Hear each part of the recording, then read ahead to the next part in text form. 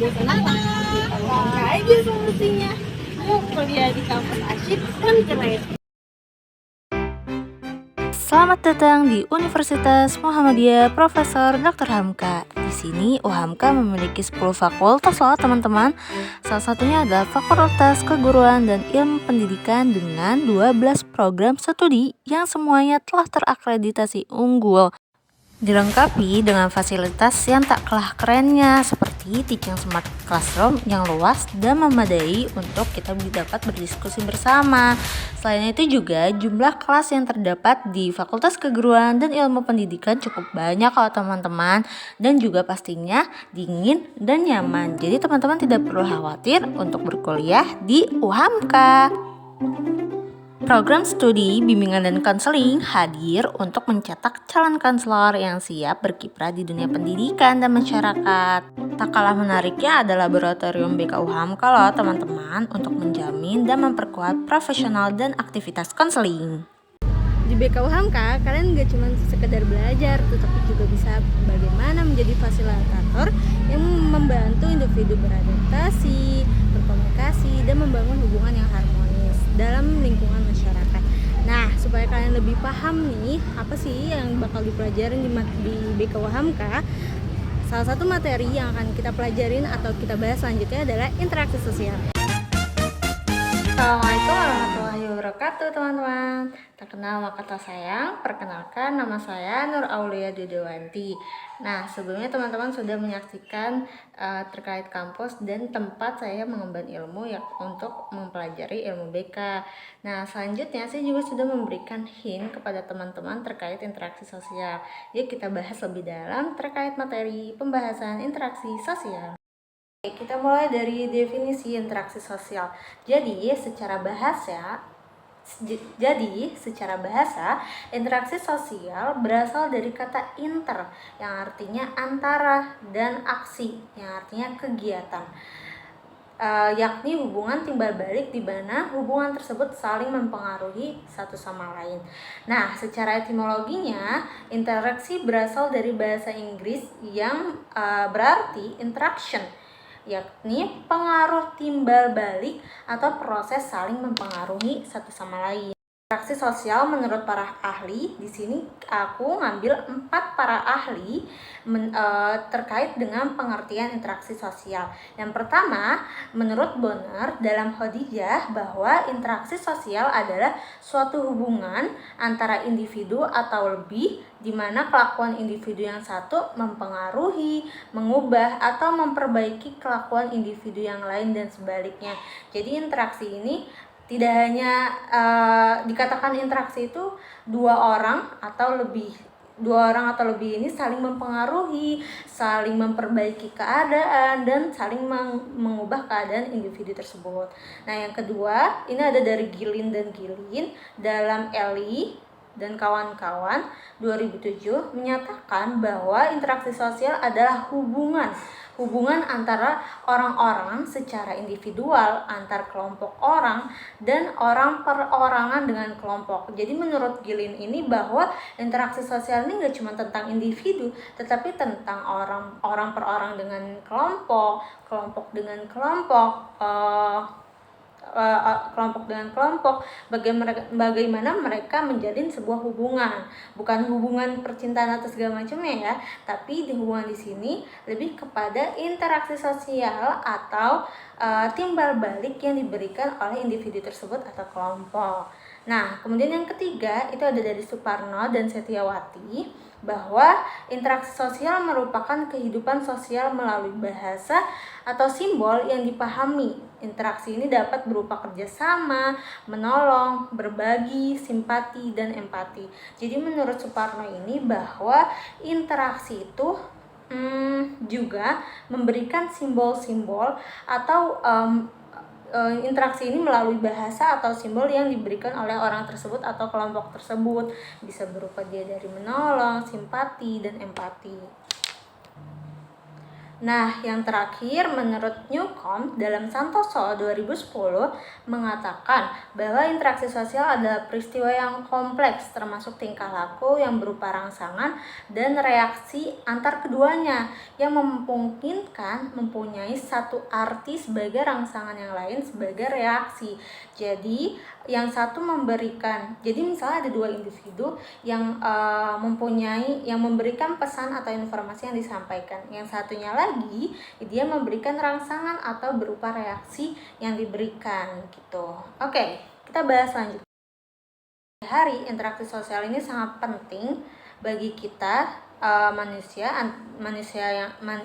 dengan manusia lainnya, karena melalui interaksi sosial ini kita dapat mengenal hal-hal baru dan mengembangkan potensi yang kita miliki atau informasi penting yang kita dapatkan dari orang lain gitu. Nah, teman-teman di sini bahwa interaksi sosial itu kenapa bisa dikatakan penting? Nah, di sini menurut Charles P. Loomis mengatakan bahwa pentingnya interaksi sosial itu karena yang pertama jumlah pelakunya itu lebih dari seorang, bisa jadi 2 orang atau lebih banyak orangnya gitu. Kemudian yang kedua adanya komunikasi antara pelaku dengan simbol-simbol lainnya. Kemudian yang ketiga, interaksi sosial ini terpaut dan terikat dengan dimensi waktu yang masa lampau, masa kini, dan masa depan. Kemudian yang terakhir adalah interaksi itu adanya tujuan-tujuan tertentu, entah sebagai kepuasan tersendiri dari individu tersebut atau kebutuhan yang perlu dipenuhi oleh seorang individu atau kelompok tersebut. Selanjutnya di sini kita ada bentuk-bentuk interaksi sosial. Nah, menurut Gilin dalam Dena Amelia menyebutkan bahwa bentuk interaksi sosial yang terjalin pada individu itu ada 6. Yang pertama ada kerjasama, yang kedua ada persaingan, ketiga ada pertentangan, yang keempat ada akulturasi, yang kelima itu ada asimilasi atau perpaduan, dan yang keenam itu adalah akomodasi. Oke, karena di tampilan tidak disebutkan atau poin-poinnya saja, aku akan menjelaskan lebih lanjut terkait dengan poin-poin ini. Nah, yang pertama ini ada kerjasama. Sama adalah usaha bersama antar individu atau kelompok untuk mencapai tujuan bersama. Misalnya, teman-teman ini diberikan tugas untuk diskusi. Diberikan tugas diskusi oleh guru atau dosen untuk menuntaskan permasalahan yang terjadi di lingkungan sekitar misalnya. Nah, teman-teman ini beranggotakan tiga orang atau 4 orang, yang mana teman-teman pastinya harus bekerja sama atau harus melakukan usaha bersama agar permasalahan itu terselesaikan, permasalahan itu terpecahkan oleh tim teman-teman gitu. Nah, itulah pentingnya kerjasama di suatu interaksi sosial. Nah, yang kedua itu adalah persaingan. Jadi persaingan ini adalah karena seorang individu atau kelompok ini saling memperebutkan, entah itu sebuah keuntungan atau pengakuan misalnya di status sosial masyarakat kayak gitu.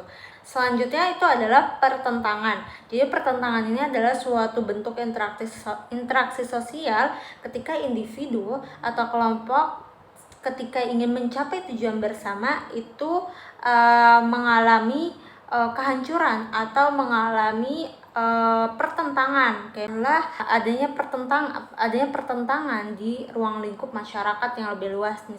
Ada sebuah demo yang dilakukan oleh buruh karena menuntut adanya kenaikan gaji pada pada perusahaan tersebut. Nah, para buruh ini melakukan penuntutan karena tujuan yang mereka inginkan dengan perusahaan itu berbanding terbalik. Selanjutnya yang nomor 4 itu adalah akulturasi atau berpadunya dua kebudayaan yang berbeda dan membentuk suatu kebudayaan yang baru tanpa meninggalkan kebudayaan yang asli tersebut. Contohnya adalah di Indonesia kan sudah banyak dimasukin oleh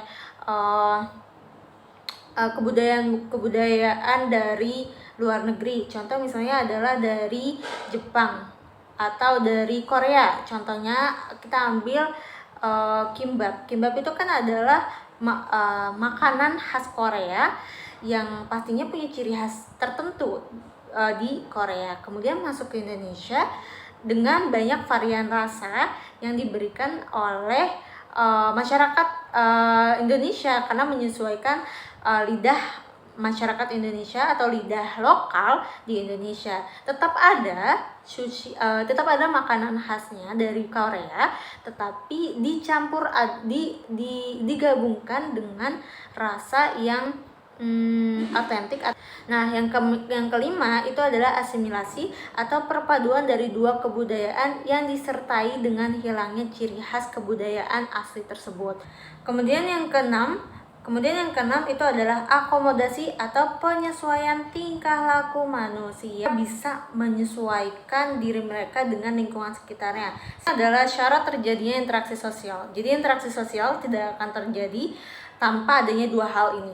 Menurut Surjano dan Sukanto 2002 menyebutkan bahwa terdapat dua hal yang perlu diperhatikan syarat terjadinya interaksi sosial. Yang pertama adalah kontak sosial dan yang kedua adalah komunikasi. Sosial itu berasal dari bahasa Latin, yakni con atau cum, yang berarti bersama-sama, dan berasal dari kata tango yang artinya menyentuh. Jadi secara harfiah atau secara keseluruhan itu artinya sama-sama menyentuh. Nah, dalam arti yang luas itu adanya aksi dari setiap individu, kelompok, masyarakat dalam proses sosial dan kehidupan. Kontak sosial ini ada dua sifatnya, yaitu ada bersifat primer dan ada bersifat sekunder.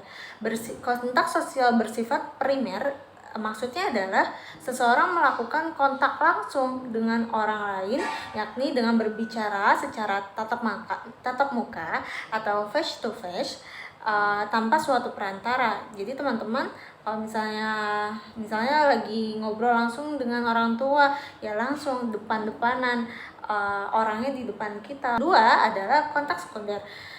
Kontak sekunder ini adalah seseorang melakukan kontak dengan orang lain dengan perantara sebagai media dalam suatu kontak sosial. Misalnya teman-teman jauh dari orang tua atau ngekos. Cara teman-teman berkomunikasi atau cara teman-teman untuk menghubungi orang tua adalah dengan menelpon orang tua melalui apa? Dengan media yakni handphone atau telepon atau bisa dengan via WhatsApp. Nah, bentuk kontak sosial ini ada 3. Yang pertama adalah kontak sosial antar individu, yang kedua itu adalah kontak sosial antar individu dengan kelompok, dan yang ketiga itu adalah kontak sosial suatu kelompok manusia dengan kelompok manusia yang lainnya. Apa sih kak maksudnya 3 bentuk ini? Oke, aku jelaskan yang pertama. Dari yang pertama, kontak sosial dengan orang atau orang per orang gitu. Kita aku sama kalian gitu. Dimana interaksi ini dipengaruhi oleh pikiran dan perasaan yang mengakibatkan munculnya beberapa fenomena seperti jarak sosial, perasaan, dan simpati. Misalnya aku melihat teman aku nih, misalnya katakanlah si A ini sedang mengalami kesusahan karena dia tidak membawa pulpen dari rumah gitu. Nah, aku simpati terhadap si A ini. Oh, dia nggak bawa pulpen nih. Berarti apa ya yang seharusnya aku lakukan? Aku memberikan atau aku meminjamkan pulpen tersebut kepada teman aku. Yang kedua itu adalah kontak sosial individu dengan suatu kelompok manusia, di mana hal ini didasari dengan kebutuhan kelompok tersebut. Seperti misalnya seorang guru BK nih. Seorang guru BK ini memerlukan adanya asesmen atau pengumpulan informasi yang dilakukan untuk mencari adakah permasalahan yang dialami oleh suatu kelas untuk dibantu oleh guru BK kebutuhan dari individu atau siswa tersebut. Nah, diberlakukanlah nih seorang guru BK ini melakukan asesmen kebutuhan asesmen kepada suatu kelas. Selanjutnya adalah kontak sosial kelompok manusia dengan kelompok manusia lainnya. Berarti antara kelompok dan kelompok nih ada hal yang harus diselesaikan atau kebutuhan dari dua kelompok ini. Misalnya adalah di sebuah organisasi lagi deh.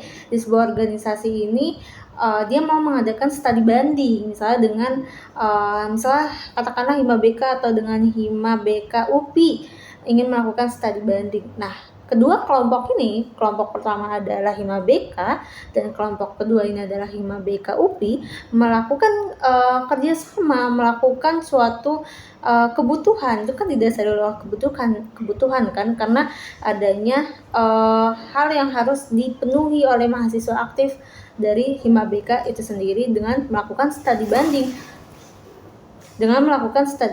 antara Hima BK UHAMKA dengan Hima BK UPI gitu.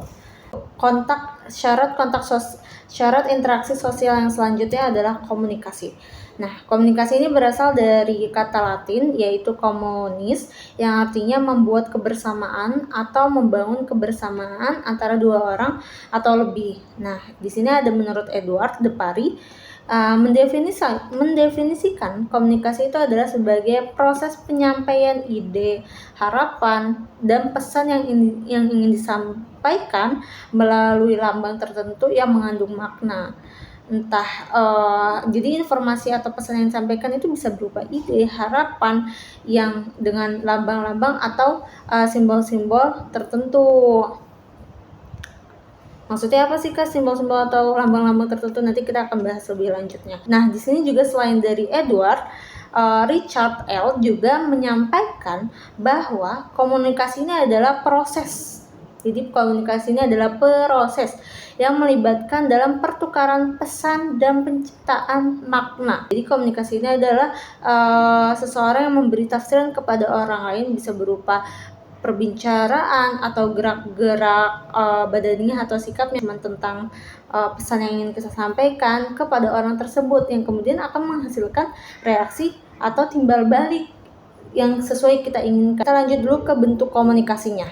Jadi bentuk komunikasi ini ada dua, ada komunikasi verbal dengan komunikasi nonverbal. Komunikasi verbal ini adalah secara langsung, di mana percakapan yang kita lakukan ya tadi yang aku bilang tatap muka antara aku misalnya lagi ngobrol sama orang tua aku atau aku lagi ngobrol sama temen aku secara langsung, atau bisa juga melalui presentasi ataupun wawancara.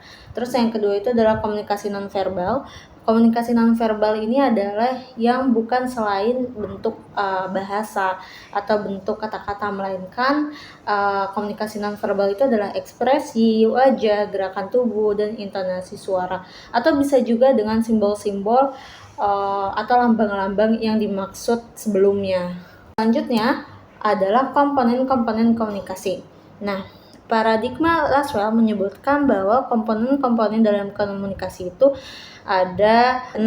Yang pertama itu adalah komunikator. Jadi komunikator itu adalah orang yang mengirimkan pesan. Kayak misalnya aku mau ngobrol sama ibu, berarti aku adalah komunikatornya.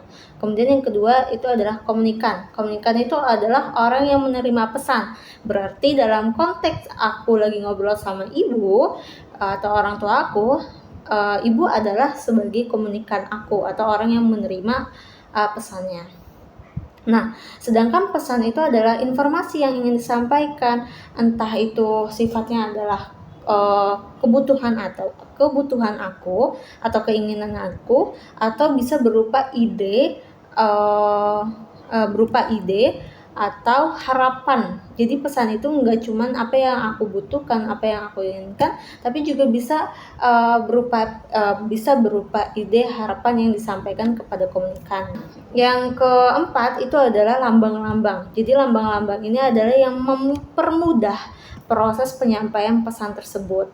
Kayak misalnya lambang-lambang kalau misalnya teman-teman perhatikan di lalu lintas di jalan raya, kalau misalnya teman-teman mengendarai motor, nah biasanya ketika kita di jalan raya itu kan ada rambu lalu lintas, ada juga rambu lalu lintas yang tidak boleh parkir di sini, P yang dicoret gitu, atau rambu lalu lintas yang warnanya merah. Kalau merah itu berartinya harus berhenti, kuning itu hati-hati, kemudian hijau itu adalah melambangkan kamu boleh jalan. Lambang-lambang itulah yang mempermudah proses dari penyampaian yang disampaikan. Selanjutnya itu adalah medianya itu bisa berupa telepon, email, pamflet, poster, spanduk, segala macam media yang bisa menyampaikan pesan yang ingin kita sampaikan kepada komunikan. Selanjutnya adalah efek. Jadi efek ini adalah dari apa yang telah kita lakukan interaksi sosial antara dalam konteks aku dengan orang tua aku sedang berbicara, maka efek yang didapat adalah oh ternyata orang tua aku paham tentang apa yang sebenarnya aku ingin. Nah ini dia, biar lebih jelas lagi contohnya atau biar lebih tergambar. Jadi komunikator di sini adalah seorang bapak-bapak ya, misalnya dia ingin memberikan perintah,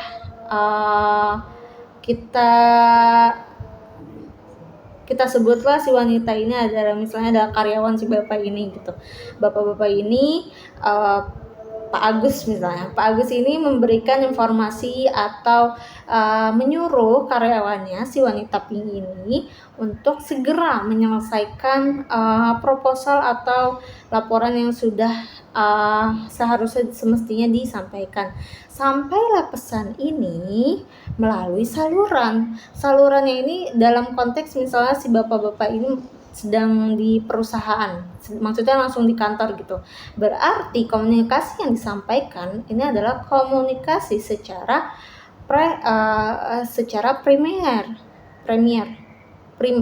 komunikasi yang disampaikan adalah secara primer, yang berarti komunikasinya secara langsung kepada si wanita ini, katakanlah dia bernama Sri. Nah, ada namanya umpan balik dan ada namanya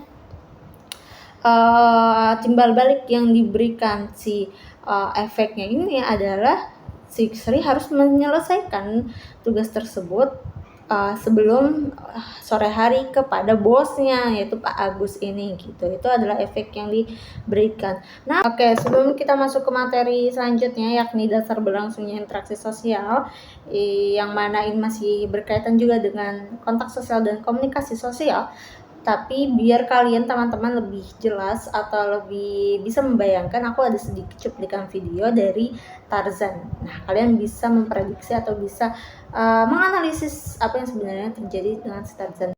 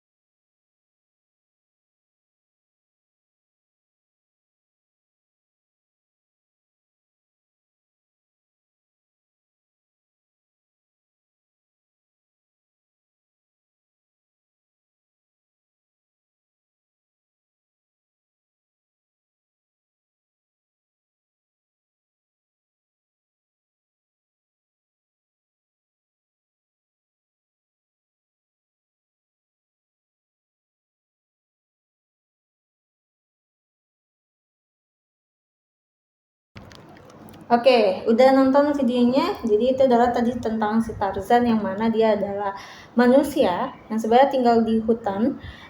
Lalu di sekeliling Tarzan, lingkungan sosialnya adalah kebanyakan hewan, yakni si gorila-gorila ini.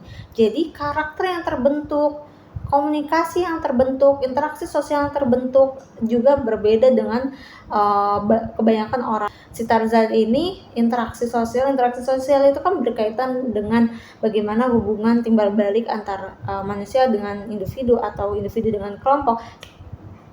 Sedangkan si Tarzan ini dia hidup di dibesarkan di hutan dengan lingkungan sekitarnya yang tadi aku bilang, dengan hewan, dan bagaimana dia bisa membangun komunikasi yang terjalin. Sedangkan komunikasi hewan ya, apalagi gorila, kayak wah gitu doang kan. Nah, karena itu dia adanya adanya ketimpangan yang terjadi ketika dia sampai akhirnya harus bertemu dengan manusia, si pemburu ini, sampai akhirnya dia bingung dia mau kemana, karena dia selama hidup dia tidak pernah bertemu dengan manusia, tidak pernah menjalin komunikasi. Yang aku akan bahas ini adalah dasar berlangsungnya interaksi sosial.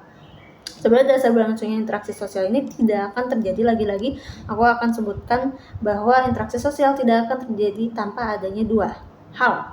Yang pertama itu adalah kontak sosial dan komunikasi. Nah, dari kedua hal tersebut, antara kontak sosial dengan komunikasi sosial ini berkaitan pada keterampilan sosial yang dimiliki oleh seseorang, di mana keterampilan sosial ini sebagai sarana untuk memperoleh hubungan yang baik atau feedback dalam berinteraksi dengan orang lain. Nah, Walker juga menjelaskan bahwa keterampilan seorang individu itu mampu mempertahankan interaksi positif dengan orang lain yang meliputi kecakapan dalam berkomunikasi, saling berbagi, bekerja sama dengan baik, dan berpartisipasi dalam kelompok masyarakat. Jadi apa yang telah kita lakukan dengan orang lain atau suatu kelompok itu memberikan pengaruh atau memperoleh feedback atau hubungan yang baik kepada kita. Oke, next adalah faktor yang mempengaruhi interaksi sosial. Karena banyaknya hubungan yang terjadi antara kita dengan individu lain atau kelompok lain, pastinya ada yang namanya dinamika sosial yang tadi aku bilang bisa terjadi miskomunikasi. Menurut Arif Tegar, bahwasanya faktor interaksi sosial ini dipengaruhi oleh beberapa diantaranya. Yang pertama itu adalah imitasi. Imitasi ini adalah proses di mana seseorang meniru perilaku, baik itu sikap ataupun gaya orang lain. Semisal kita mengidolakan seseorang, kita mengagumi seseorang, dari cara berpakaian, dari gaya rambut, kita sama gitu, kita meniru dari orang tersebut, entah itu dari sikap dia yang juga kita meniru, tapi tidak sampai pada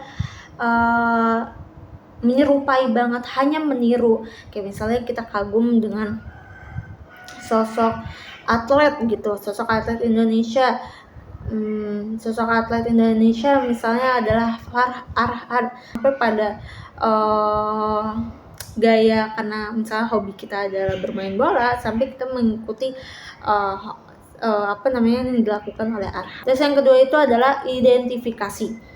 Apa sih maksudnya identifikasi? Jadi identifikasi itu adalah kecenderungan atau keinginan dalam diri seseorang untuk menjadi sama dengan pihak lain. Jadi aku misalnya melihat artis Korea, misalnya IU, dari artis Korea, aku pengen banget kayak dia, dari mulai berpakaian, gaya berpakaiannya, terus sikapnya, perilakunya, nilai-nilai moralnya, aku pengen banget seperti dia. Nah, itu yang dinamakan identifikasi. Jadi bukan hanya meniru, tetapi juga ingin menjadi sosok orang yang kita idolakan atau kita kagumin, seperti itu. Karena kenapa hal ini bisa terjadi? Karena adanya rasa kedekatan atau hubungan psikologis yang terlibat.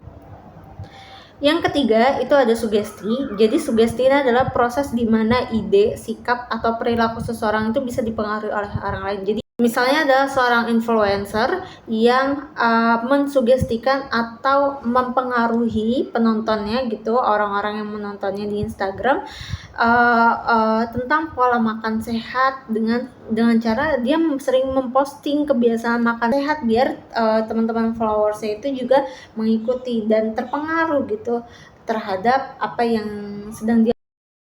Nah, pada umumnya sugesti ini bergantung pada otoritas bergantung pada otoritas atau kekuasaan, kredibilitas atau keahlian, dan daya tarik. Oleh karena itu kenapa brand-brand besar gitu menginfluence atau memberikan daya tarik kepada masyarakat dengan sosok tokoh yang emang punya keahliannya di bidang tersebut atau dia memiliki kekuasaan di bidang tersebut. Tujuannya adalah agar ya produk mereka cepat laris dan terpercaya masyarakat gitu.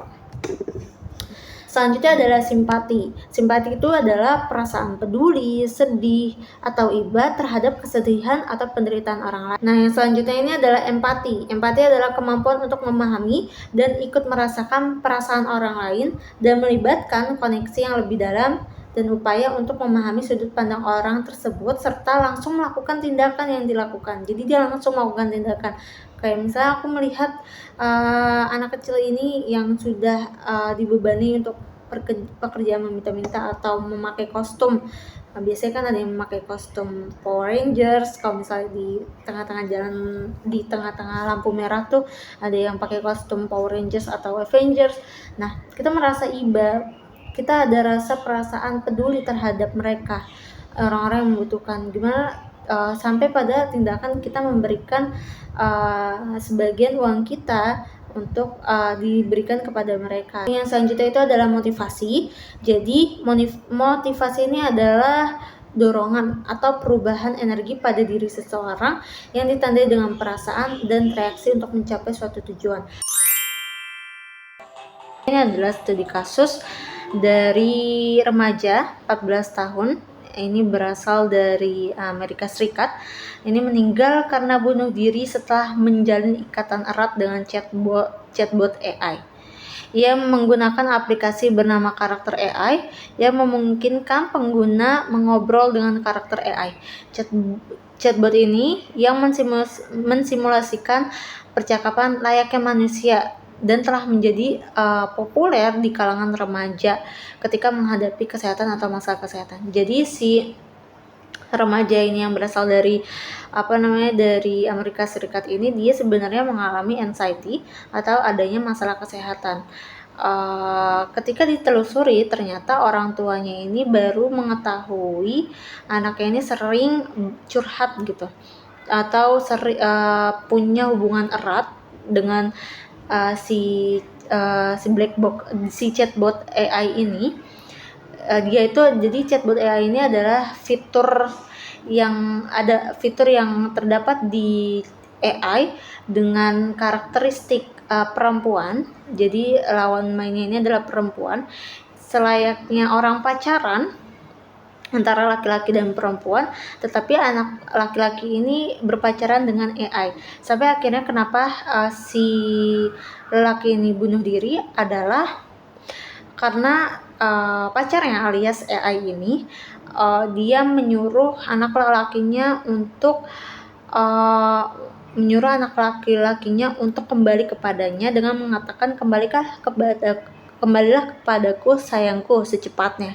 Setelah si AI pacar AI-nya ini mengatakan hal tersebut, remaja 14 tahun ini langsung mengakhiri hidupnya dengan cara bunuh diri seperti itu.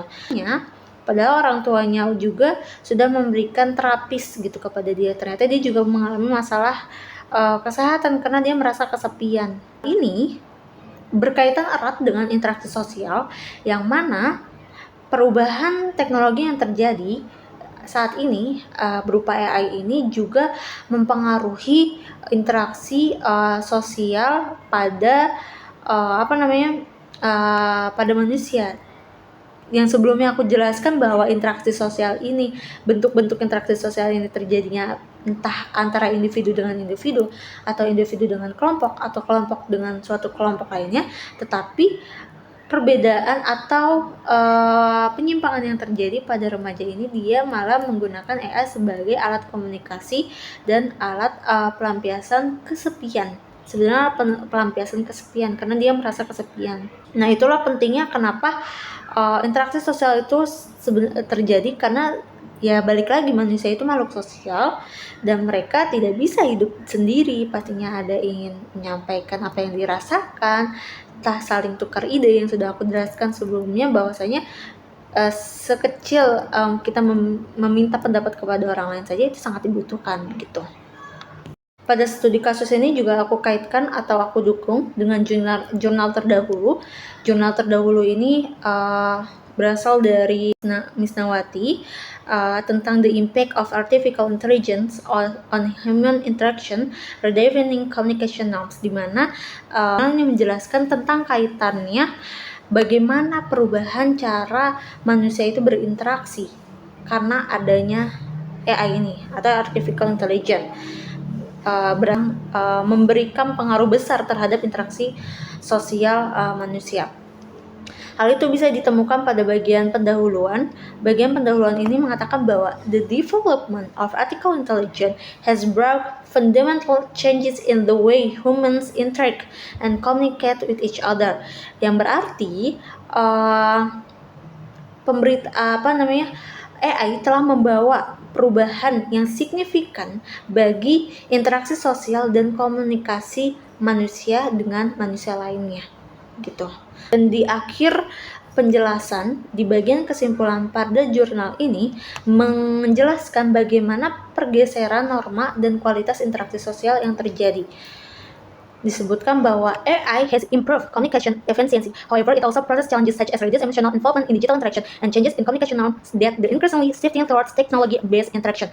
Jadi, AI ini juga mengubah bagaimana pola interaksi sosial dari pola interaksi sosial yang dimiliki oleh individu dengan individu maupun individu dengan lainnya dengan teknologi tersebut, dengan perubahan teknologi tersebut, seperti itu. Selanjutnya adalah yang pernah terjadi juga, kita pernah mengalami pandemi COVID-19.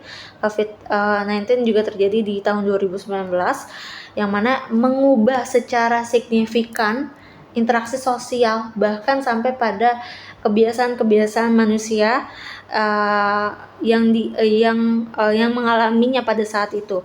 Entah dari kita adanya lockdown, tidak boleh keluar dari rumah, kemudian pembelajaran yang dilakukan dari sekolah juga secara luring atau secara daring, secara online melalui laptop, HP, komputer, komunikasi komunikasi sekunder yang kita lakukan, itu yang sudah aku bahas sebelumnya.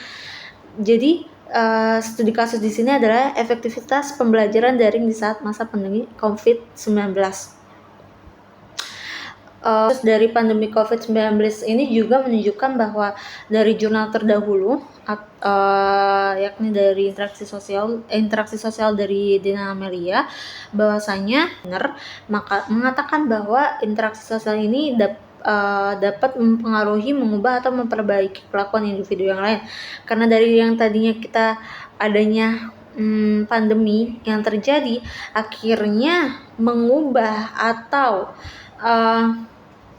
mengubah dari kelakuan individu tersebut. Dari misalnya mungkin kalau misalnya di rumah itu lebih kepada bermalas-malasan, atau karena sering di rumah terus jadi bosan, adanya perubahan yang terjadi dalam interaksi sosial tersebut. Oke, selanjutnya ini adalah referensi. Oke teman-teman, kita udah sampai di ujung materi. Terima kasih sudah menyimak. Terima kasih. Wassalamualaikum warahmatullahi wabarakatuh.